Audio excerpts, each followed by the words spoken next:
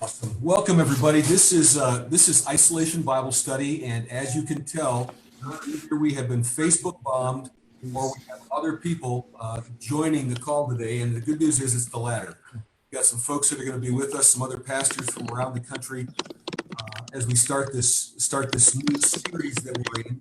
Remember, yesterday at Concordia and in these other congregations, we began a series called Reopening Christianity, and we decided collaboratively, and that'll kind of come out a little bit later on, to do this together and sort of walk through this together. This is a great chance for us to share not only with Isolation Bible Study, but to share with other congregations and other groups of folks this whole idea. So on Mondays for the next several weeks, we'll be talking about the topic from the last reopening of Christianity. Before we do anything else, Zach, I'm going to start with you, Zach McIntosh, because you're up in the corner in my screen. Let's go around the horn. So Zach, and then JJ, and then Zach, and then RG. If we kind of go around that, introduce yourselves and tell folks where you are. And Zach, of course, people here know you, but in these other places, they certainly don't. Yeah, so I'm Zach McIntosh. I'm executive pastor at Concordia in San Antonio, and I'm a regular on the Isolation Bible Study. You are. So hello, I'm Jeremy Jacoby, senior pastor at Summit of Peace in Thornton, Colorado.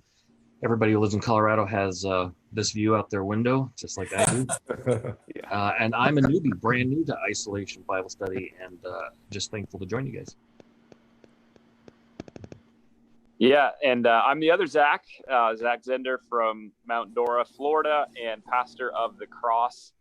And really excited to jump in with you guys and you pastors as we've kind of talked about reopening Christianity. And I think greater wisdom comes from greater collaboration. So it's been a good start, and only a start. We're just in the beginning of this. So excited for this today.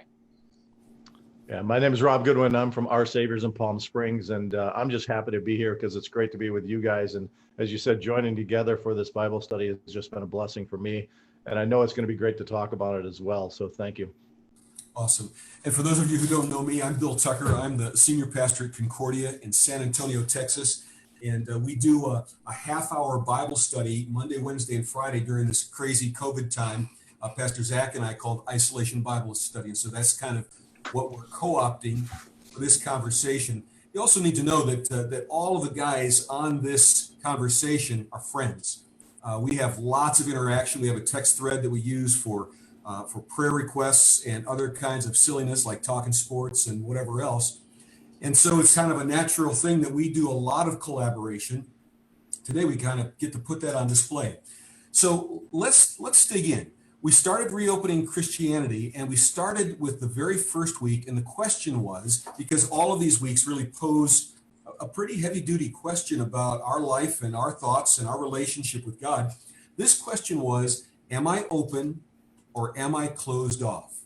And let's just kind of just go around the horn again, talk about how you're connected to this and why you thought this would be a good idea and what that question really means from your perspective. All right. Okay, I'll jump in. So we did a couple of different texts at our different congregations, and at Concordia, if you streamed with us, we were taking a look at Acts chapter 15, which is the story of the first council in the history of the church. And here was the question that the church was struggling with at that moment in time. Do Gentiles have to become more like Jews to enter into the church? In other words, what should kind of the boundary markers and the boundary barriers be for someone to become a church member? And the resounding answer from that council was, hey, the church ought to be open. There shouldn't be barriers for entry, because here's the thing. When it comes to grace, grace is something that breaks down barriers rather than builds them up. And especially with everything that we're facing in our world, that's kind of a very poignant message, because the more barriers and boundaries that we can break down, the more people that we can reach. And this is a debate as old as the church, and it's one of the first questions that the church answered, and their answer should be our answer today. So that was kind of the theme of our message and Bible class at Concordia. Jeremy, you were also in Acts 15, or at least it was part of the message yesterday. Yep, we took a look at that. We did a little intro from Numbers 14 because we wanted to make a connection to see how, to be honest, God's people throughout its history have this this ongoing struggle, right? We're still broken people, even though we're called and redeemed people. And so, even going back to Numbers 14 and looking at the fact that the children of Israel actually go so far as to say, despite what they've seen already, despite the fact that God has led them out of Egypt, despite the fact they're about to go into the promised land, that they don't want to do anymore. And they want a new leader. This is my favorite part of this concept, right? Is that Moses just has to have been like pulling out his hair. He didn't want to do this in the first place. And they go so far as to saying the fear leads them to not want to change, right? They want to remain closed. They want to be safe. And so we found it to be a helpful way to look at how what they wrestle with in Jerusalem is not a new thing, and it's not new for us as well, right? It's part of our human nature, it's part of our sinful nature, but we all kind of operate from this place of safety. And I think what we've been going through over the past few months has challenged that, and we kind of really emphasize that we think that God does a lot of his best work in those moments, right? He chips away at the things that we're clinging to, the areas where we've been closed off. He uses these sort of critical moments to do that.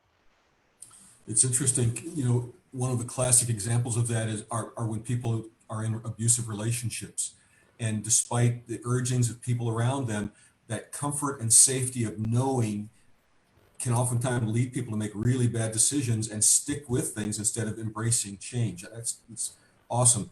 So Zach Zender, you were kind of the one who offered this collaboration and had the thought for this series. And you're in a really unique circumstance because your congregation is living out of school auditoriums and other places. And so now you're totally disoriented in Florida from your normal operation and actually having to prepare your messages a week in advance. So what do you do with this whole idea of am I open or am I closed off? Yeah, disoriented sounds like a pretty good way to describe it. But yeah, we're recording a little bit earlier, and so that I think by the time we recorded to the time you recorded, the shift a little bit. But I do think there's some similarities. So I looked at the question: am I going back or moving forward?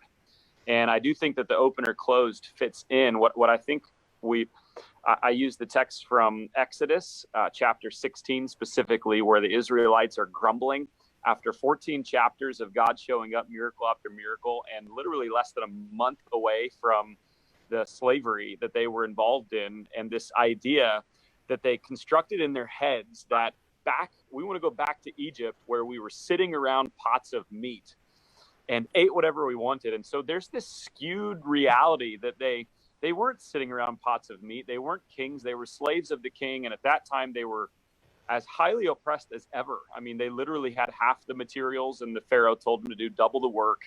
They were murdering the baby boys and of the Hebrews. And so for me, I think it was important for us to see that sometimes we remember the past a little bit better than it was. I think the line I used was the predictability of the past is sometimes what we crave more than the uncertainty of the future.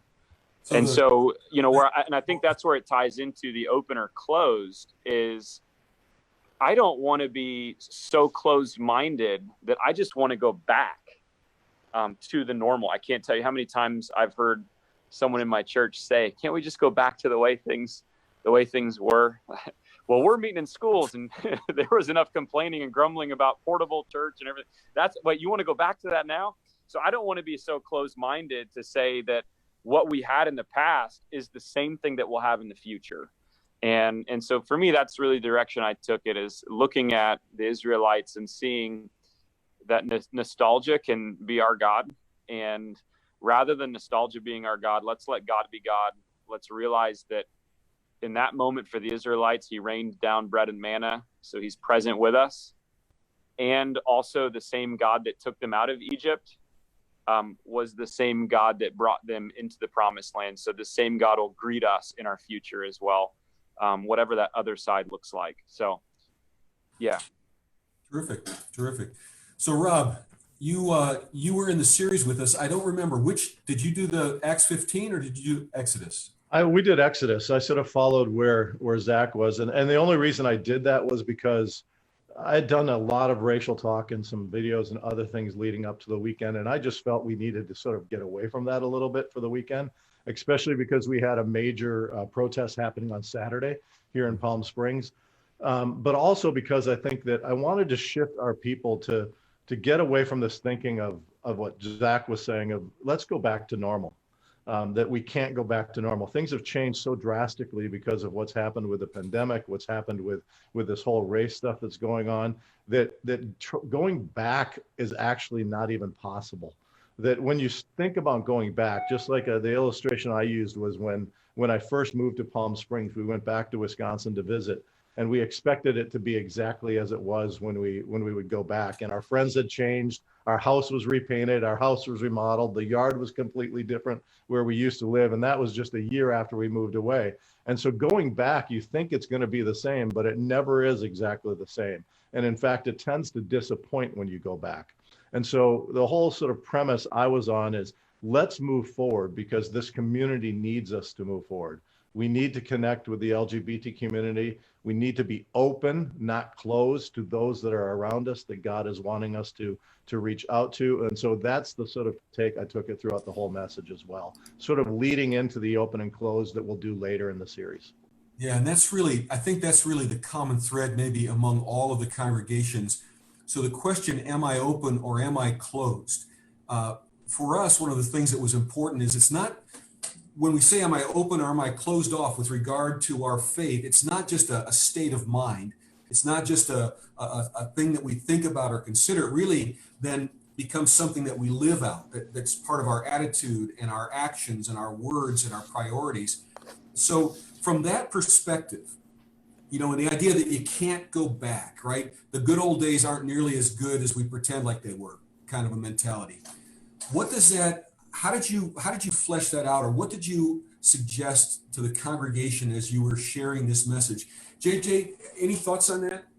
Yeah, so that was where we were really deep into looking at Acts 15, right? And the idea and concept that that the circumcision party, that the religious leaders of the day were, they're operating from a place that said, once you have the same moral code as us, or the same values, the same way of understanding our relationship, then you're able to have this relationship with God. And of course, the whole conversation unfolds and shows that this is ridiculous, right? I mean, Israel's history is based on God's grace first, right? And you've got all these old covenant things that are good things in the moment, right? But they're never meant to be, once you reach this bar, now you can join us. And so we just used it to really, to try to be honest about how we were as a church. And I think we reflect a lot of American Christianity as well, is that whether we mean to or not, and again, just like you said, Bill, not just in attitude, but in behaviors, which is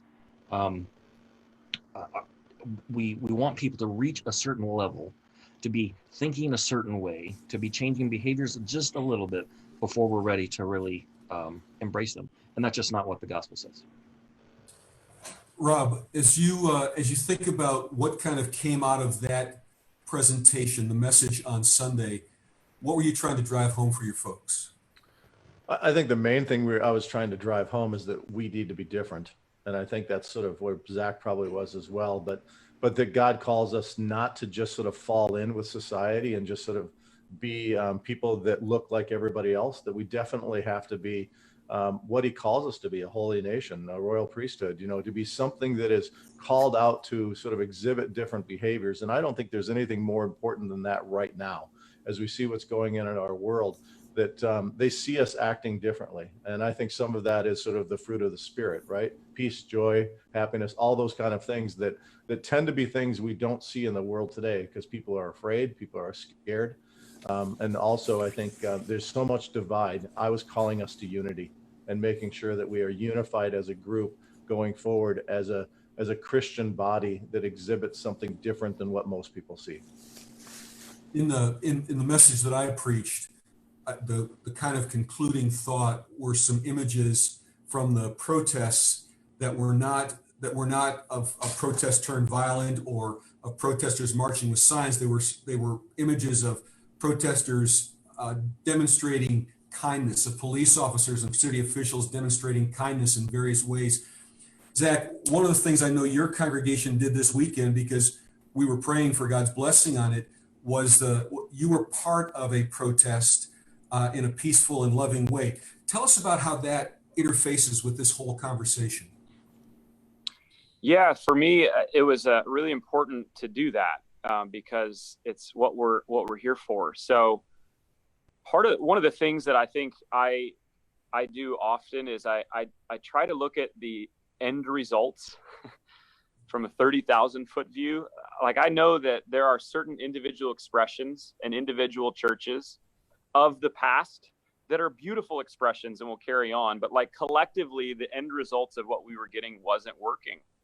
And so that's where we have to be different. So in the book Discipleship, it tells us that Christians are more than twice as likely to have racist attitudes as non-Christians.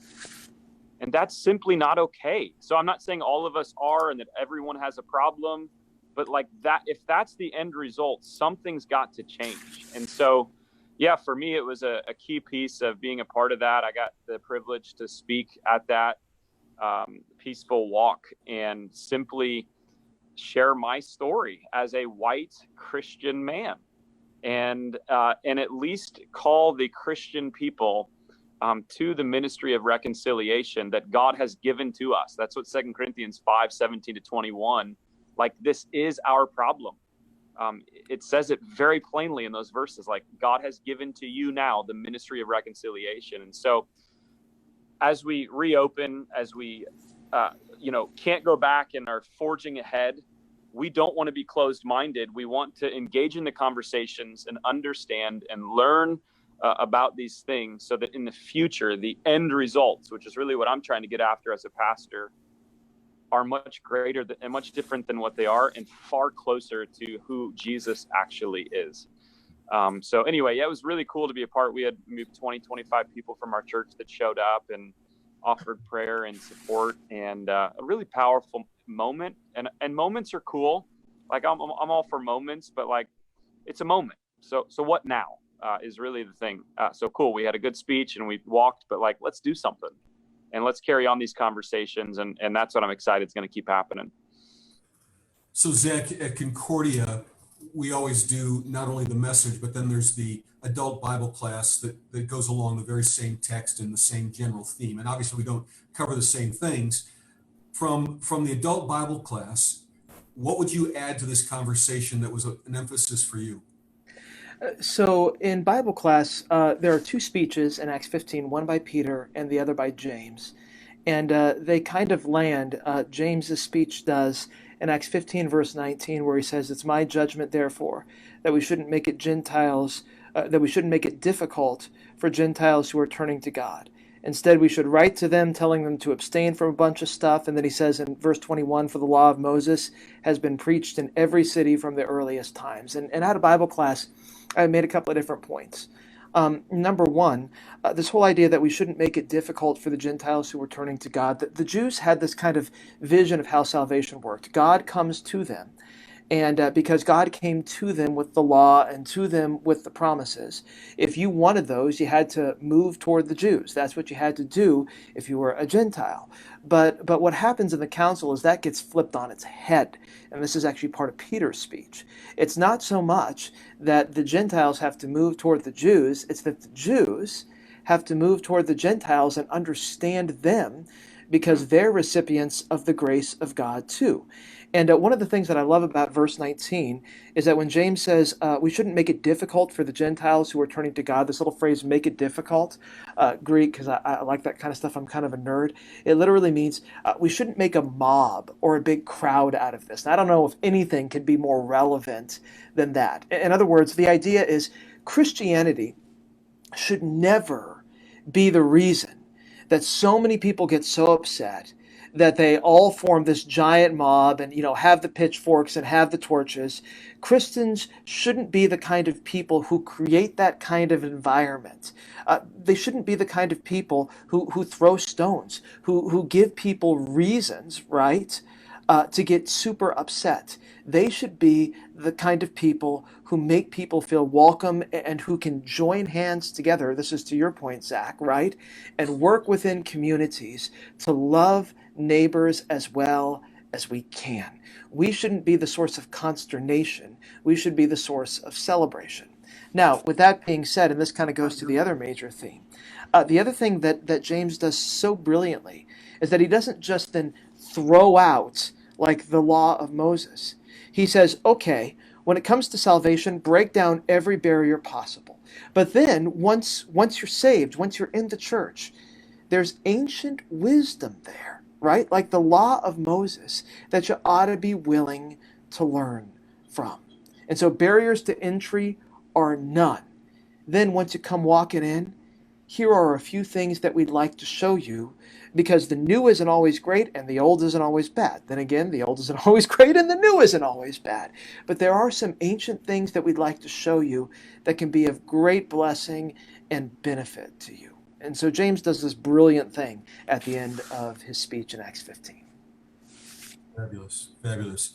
So guys, before we finish up today, I also want to look forward, right? And we're headed into the next question. And as I mentioned at the beginning, all of these questions are really challenging. I mean, they're really meant to make us think about both the strengths and the weaknesses of our walk with God and our walk in this world with other people. So the question for this weekend is, am I a contributor or a consumer? And I don't, are we all in the same text? Are we all in Acts chapter 9 for this one? Yes. Yep. Awesome. Awesome. Well, that'll be cool. So just kind of tell me what you're thinking and what it means when you hear that question.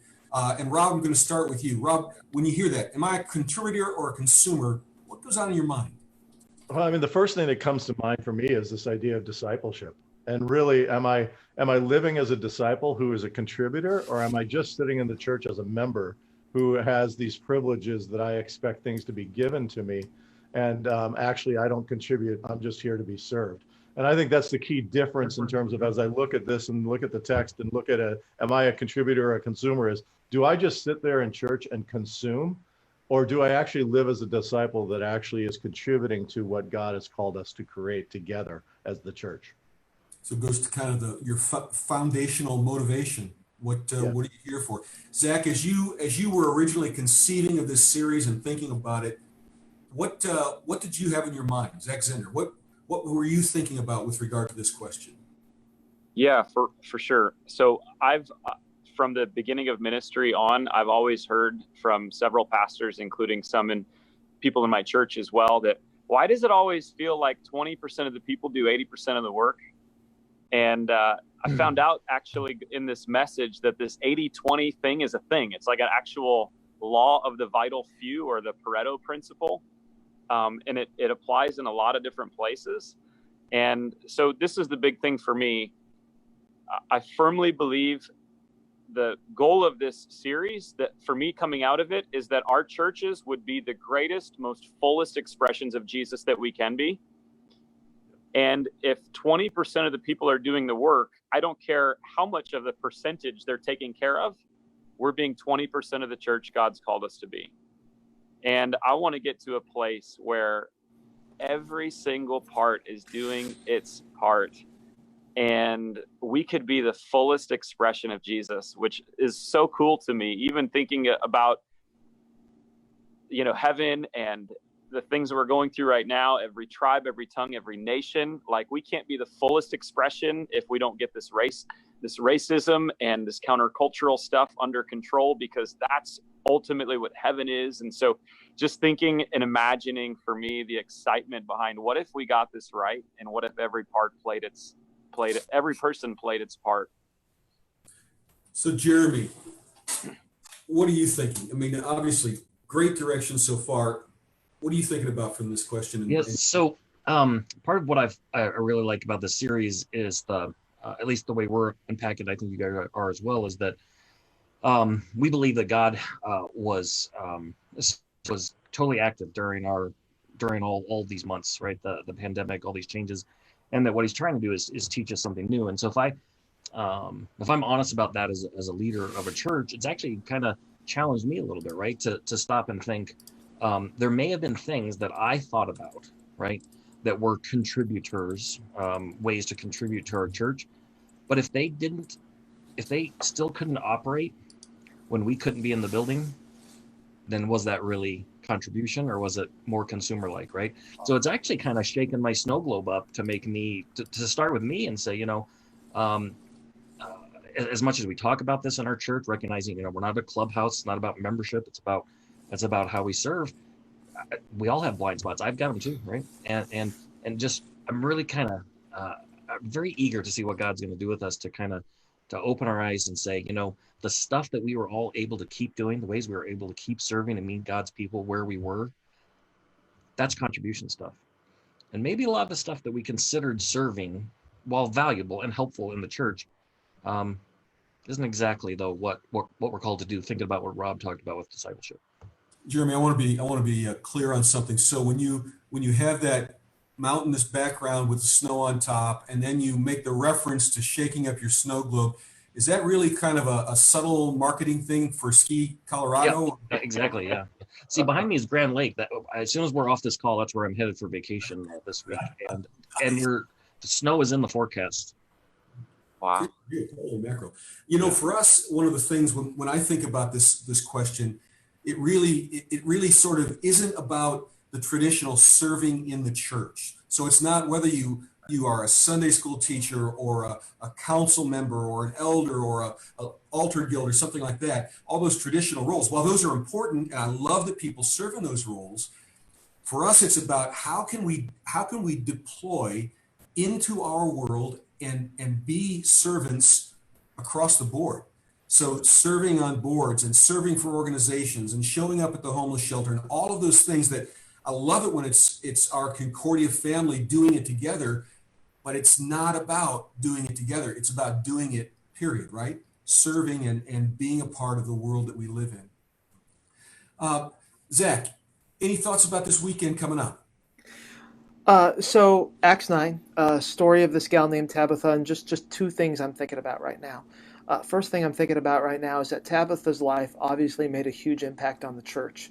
If you read through the story, one of the things that happens is that she actually gets sick and she dies, and she's taken to an upstairs room, which was totally weird in a Jewish context. Even if you go to the story of Jesus on the cross, they wanted to get all the guys down from the cross. Because Jewish law said, hey, if you're around a dead body, it's going to make you unclean. And yet with Tabitha, everybody wanted that time to mourn her. And so her servant heart, like literally changed the church. Her legacy of service was utterly incredible, and it left a mark, so much that they were willing to throw out all those purification laws just because they wanted some time to mourn her. So talk about leaving a legacy of service. But then here's the other thing that just strikes me. So the story goes that she dies, right? And then Peter comes and he does this miracle in the name of Jesus where she's raised from the dead. And she continues to serve. And so she couldn't have continued that life of contributing unless she was first contributed to. And that's the thing I think we all need to remember. There's this great verse in 2 Peter 1, verse 3, where it says, God's divine power has given us everything that we need for a godly life. And so if you're feeling especially worn out during this time, I think we all are, just remember that we have divine power from a God who empowers us to do what we need to do for the sake of his kingdom. Really connects with what we talked about this last weekend, right? That God leads with grace, and because he leads with grace, we as his followers must lead with grace. The thing about Tabitha that I love is the whole idea. These people who were the beneficiaries of her unbelievable servant-hearted living, they had no idea how they could go on without her, right? They were devastated. Wouldn't it be amazing to think that we could become so important to our communities, so important to the people around us, that the thought of us not being there would be devastating. That'd be a worthy goal. quote of the day for me is the whole thing about if only 20% of the people are doing 80% of the work, we're only 20% of the church that we ought to be. That's a great quote, Zach. Yep, I like that. Well, Hey, folks, side note on Tabitha, another name for her is Dorcas. Mm-hmm. And I grew up on Dorcas Circle in Omaha. My parents still live there. So we got made fun of a little bit. But anyway, there you go. Now we're We're into say no comment to that, Zach. Hey, come on now, Rob. So, well, folks, we're at the end of our time for today, but just know that for the next several Mondays, as we move through this series until the beginning of July, this is what we'll be doing. We'll be in this roundtable conversation with whoever of the brothers are available. I hope it's a blessing to you, and have a great day. God bless you all.